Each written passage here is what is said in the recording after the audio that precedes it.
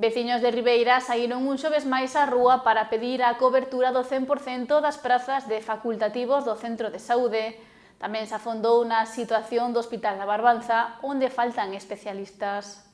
Esta mañá convocouse unha nova concentración ás portas do Centro de Saúde de Ribeira, que foi respaldada por decenas de veciños e veciñas. Unha vez máis reclamouse que se cubran o 100% das prazas de médicos que ten o ambulatorio, que na actualidade segue a contar con escaseza de profesionais. De momento están sobre -3, para a semana -2 e para xulio -1. Ahora queda pendiente dos residentes que veñen se deciden quedar ou non quedar. Eso queda no aire. Hasta xulio non se sabe, estamos no aire.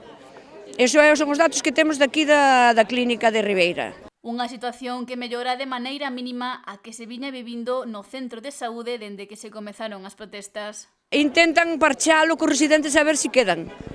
Pero claro, depende dos residentes. En xulio, por exemplo, os que veñen de vacacións aquí, normalmente xa sempre quedan aquí ese mes cubrindo a plaza. Pero a partir de xulio, pois quedamos no aire, que non sabemos o que vai a pasar.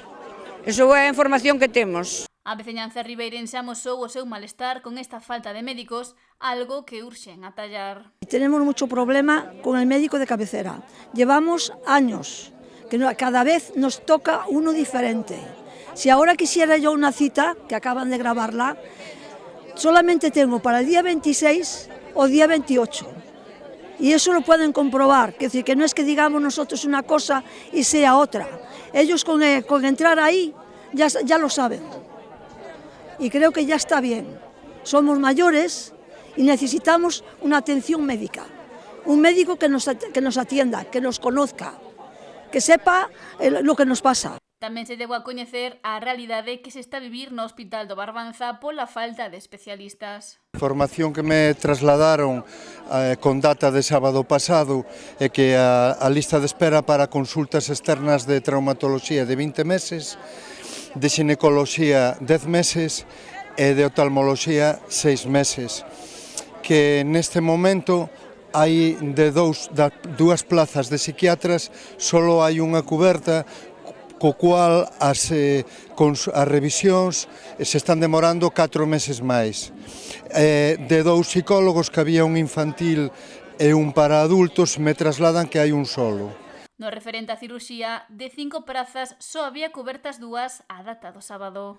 Co cual se suspenderon as cirurxías programadas e só estaban atendendo urxencias.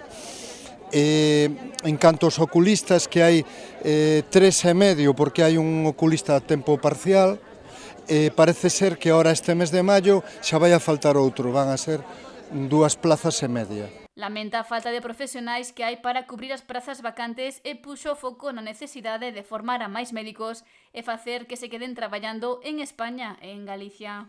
A problemática é xeral porque non hai profesionales. Nós tuvemos un sistema de formación de profesionales sanitarios vanguardista, dos punteiros a nivel mundial, con moitísimo tempo de anos de traballo, pois medicina son 6 anos de carreira e 4 anos de especialidade. Temos unha enfermería con categoría universitaria, das millores formadas do mundo, e que pasou que esta xente que tardou tanto tempo e tan costoso en formar, pois non se lles tratou como entendo eu que era debido. Esta xente emigrou, está por Europa adiante. O primeiro país a onde escaparon foi a Portugal, ben recordado, hai 15, 20 anos. Agora xa están fora, e ao estar fora non hai profesionales. E se non hai profesionales, as zonas periféricas van a ser as máis vulnerables.